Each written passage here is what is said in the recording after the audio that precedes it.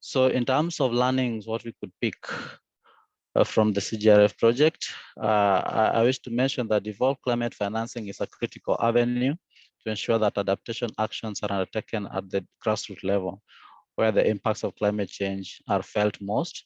So we are looking at promoting a devolved climate financing, really to enable activities at the community level. And this is to also give the communities opportunity to make decisions and also address issues that are pertinent to them and climate related. So there is evidence of community resilience building through adaptation approaches and initiatives to avert loss and damage can be used to influence the government negotiators to push agenda of loss and damage financing at the grassroots level. So we are looking at the structures and systems that we supported these county governments to put in place through to really enhance adaptation actions. But again, we want to now start thinking with regards to loss and damage, because some of these areas are where the loss and damage impacts are felt most. We want to see if at all the initiatives or rather the actions that we supported are better mechanisms through which loss and damage financing can be tapped really to help address some of these loss and damages among these communities.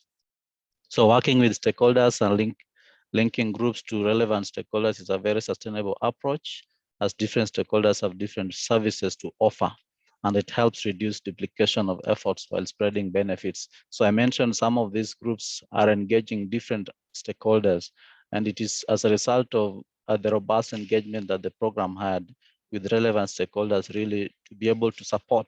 So this one is enhancing sustainability and continuity of the work. Of course, also making the communities to remain relevant in the efforts that they put during the program implementation. So building capacity of climate justice champions was one of the most effective ways that we use really to empower the communities, as the champions can impart their knowledge faster within the communities. So these champions sit within the communities and they engage at different forums and functions with the communities.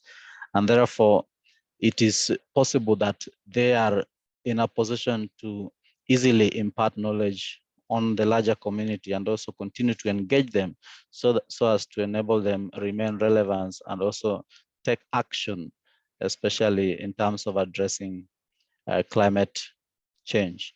So women are crucial at the art of climate action.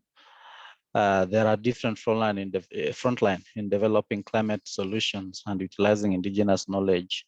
So the project supported meaningful participation of women in decision making.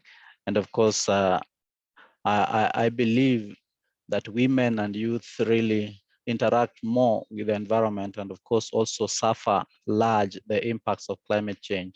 So in terms of their capacities, building them and also supporting their participation is crucial, especially in enabling sustainable climate action solutions and actions at the community level, which is currently happening, and it's a point we can take pride of, and of course loud the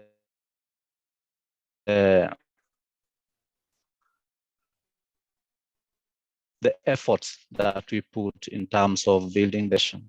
So in terms of ensuring the project sustainability and local ownership, it is important that the community gatekeepers and local administrations are involved in the entire project cycle, including leading project activity, planning, and where appropriate. So we engaged and involved everybody, including the community gatekeepers, who are very key, especially also the local leaders are very key when it comes to mobilization and decision making. And they really supported this process going through the implementation. And of course, even now, ensuring that some of these processes continue